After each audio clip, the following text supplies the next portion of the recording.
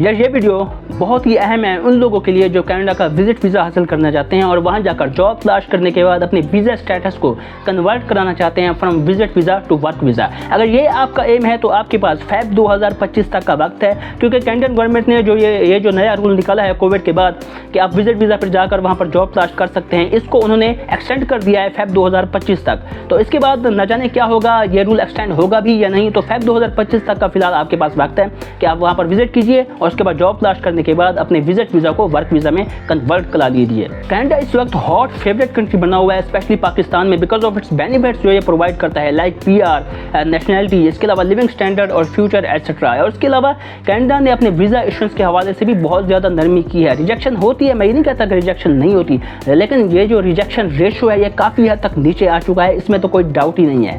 तो मज़ीद time waste की बिना अब आते हैं अपने मेन टॉपिक की तरफ। इस टॉपिक के दो पार्ट्स होंगे। पहला पार्ट तो ये होगा कि कनाडा के विजिट वीज़ा के लिए एलिजिबिलिटी क्राइटेरिया क्या है और इसके लिए कौन कौन से डॉक्यूमेंट्स जो हैं वो रिक्वायर्ड होंगे, सारी की सारी चेकलिस्ट मैं प्रोवाइड करूँगा। और इसका दूसरा पार्ट जो है वो ये होगा कि कनाडा के विजिट वीज़ा के लिए अप्लाई किस तरीके से करना है वो लाइव मैं आपके सामने जो है ना ऑनलाइन करके दिखाऊँगा। तो इस वीडियो में हम बात करेंगे फर्स्ट पार्ट की। तो आते हैं फर्स्ट पार्ट की तरफ। तो इसमें सबसे पहले हम बात करते हैं एलिजिबिलिटी क्राइटेरिया की कि कौन लोग कनाडा में जा सकते हैं और कौन नहीं जा सकते।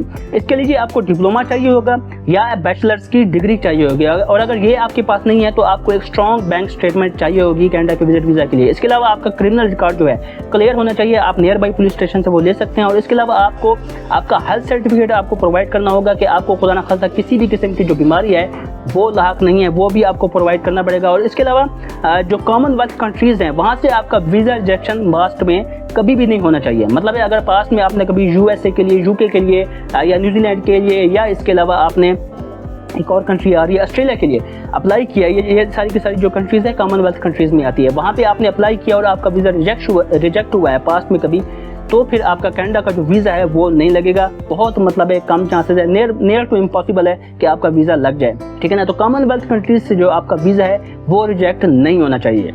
अगर तो आप कनाडा के विजिट वीज़ा के लिए एलिजिबल हैं तो उसके बाद अब बारी आती है कि आपको अपनी चेकलिस्ट बनाना होगी, आपको अपने डॉक्यूमेंट्स जो हैं वो पूरे करना होंगे। और डॉक्यूमेंट्स कौन कौन से होंगे वो मैं आपको बता देता हूँ, ठीक है ना। कंप्लीट चेकलिस्ट है, प्लीज़ इसको नोट कर लीजिए।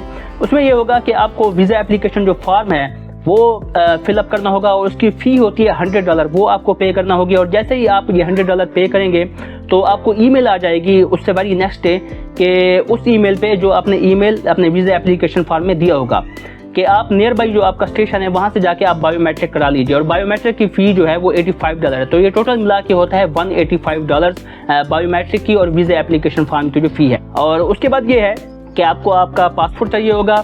और पासपोर्ट मेरा मशवरा ये है कि मैक्सिमम मतलब उसका ड्यूरेशन होना चाहिए 10 साल आप पासपोर्ट बनवा लीजिए। मैक्सिमम ड्यूरेशन से ये होगा कि आपका जो वीज़ा है वो ज़्यादा लगेगा, ठीक है ना। कनाडा और यूएस की ये पॉलिसी है कि जितना आपका पासपोर्ट की वैलिडिटी होती है तो उसके मुताबिक ही वो वीज़ा इशू करते हैं, उसके मुताबिक लंबे ड्यूरेशन का जो वीज़ा है वो देते हैं। और इसके अलावा एक और ये चीज़ है कि अगर ये उनके लिए है कि अगर उनका कोई रिश्तेदार, कोई रिलेटिव, कोई ताया, चाचा, मामा कोई भी अगर कनाडा में खड़ा हुआ है तो उसको इन्विटेशन लेटर अगर वो प्रोवाइड करता है तो उसको उस इन्विटेशन लेटर को नोटराइज कराना होगा रेड सील से, यानी कि वहाँ की जो कनाडा के जो लॉयर हैं उसके स्टैंप्स वहाँ पढ़ना दरकार होगी, तभी वो जो इन्विटेशन लेटर है वो ऑथोराइज्ड तस्वर होगा, अदरवाइज उसको कोई वैल्यू नहीं होगी। इसके अलावा आपको 8 फोटोग्राफ्स चाहिए होंगे विद वाइट बैकग्राउंड और 35 बाई 45 mm के आपको फोटोग्राफ्स चाहिए होंगे विद वाइट बैकग्राउंड। और इसके अलावा बर्थ सर्टिफिकेट, मैरिज सर्टिफिकेट अगर आप मैरिड हैं, और इसके अलावा फैमिली रजिस्ट्रेशन सर्टिफिकेट जिसको FRC भी बोलते हैं, आप नादरा से निकलवा सकते हैं,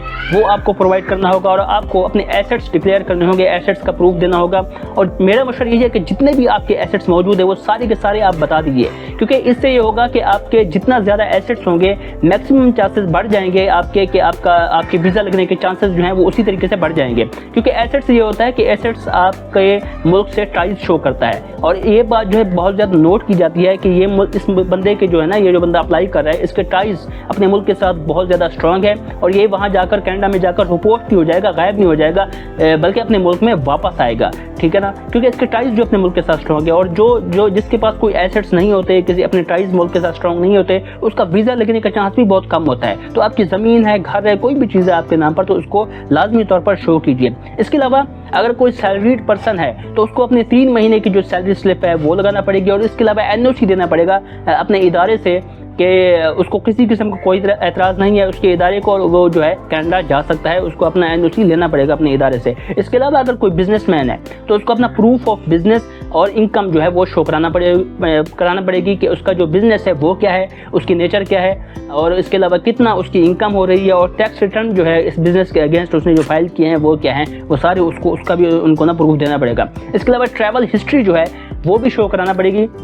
अगर आपने, पहली बात तो ये है कि ट्रैवल हिस्ट्री के बगैर आपका कनाडा का वीज़ा लग जाए ये बहुत हद तक जो है ना मुश्किल है, नियर टू इम्पॉसिबल है, ठीक है ना। ट्रैवल हिस्ट्री तो बनाना पड़ेगी, और ट्रैवल हिस्ट्री को फिर आपने शो कराना पड़ेगा, प्रूफ देना पड़ेगा। आपको अपने जो पासपोर्ट हैं या आपका जो पिछला पासपोर्ट है जो पूरा हो चुका होगा उसको भी दिखाना होगा कि आपकी ये स्टैंप्स लगी हुई हैं, इन मुल्कों के आपने जो है ना टूर्स किए में हैं, ये ट्रैवल हिस्ट्री आपको दिखाना पड़ेगी। इसके अलावा लेटर ऑफ इंटरेस्ट या एक्सप्लेनेशन ऑफ योर ट्रिप, ये भी आपको दिखाना पड़ेगा। इसके लिए अगर आपको लेटर ऑफ इंटरेस्ट चाहिए कि इसका फॉर्मेट क्या है और किस तरीके से बनाना होता है, ये अगर आपको हेल्प चाहिए, ताउन चाहिए, तो हम आपकी कर सकते हैं, गाइडेंस कर सकते हैं हम आपकी, तो वो भी आपको बनाना पड़ेगा। इसमें आपने ना बिल्कुल तफसील से बताना होगा कि आपका पर्पज़ क्या है, एक तो कनाडा विजिट करने का, दूसरा ये है कि आपने कौन कौन सी जगह पे विजिट करना है, कौन कौन सी जगह पे आपने रहना है, ठीक है ना।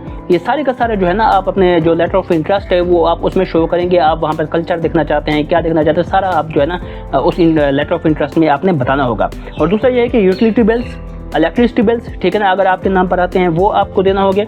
और ये सारी के सारी जो रिक्वायरमेंट्स हैं, डॉक्यूमेंट्स हैं, ये आपको प्रोवाइड करना होगा। और इसके अलावा जो एक और बहुत अहम चीज़ आती है वो है बैंक स्टेटमेंट, ठीक है ना जी। पहले जो मैंने वीडियोस बनाई हैं वो थी, मतलब है कि ऐसे भी है कनाडा के प्रोग्राम जिनमें लोग जो है ना फ्री ऑफ कॉस्ट जो है ना कनाडा में जा सकते हैं, जिनमें new Brunswick critical worker pilot programme है जो कि एक वर्क वीज़ा है एक तरह का, ठीक है। उस पर आप बिल्कुल फ्री ऑफ कॉस्ट वहाँ पे कनाडा पे जा सकते हैं अगर आप सिलेक्ट होते हैं।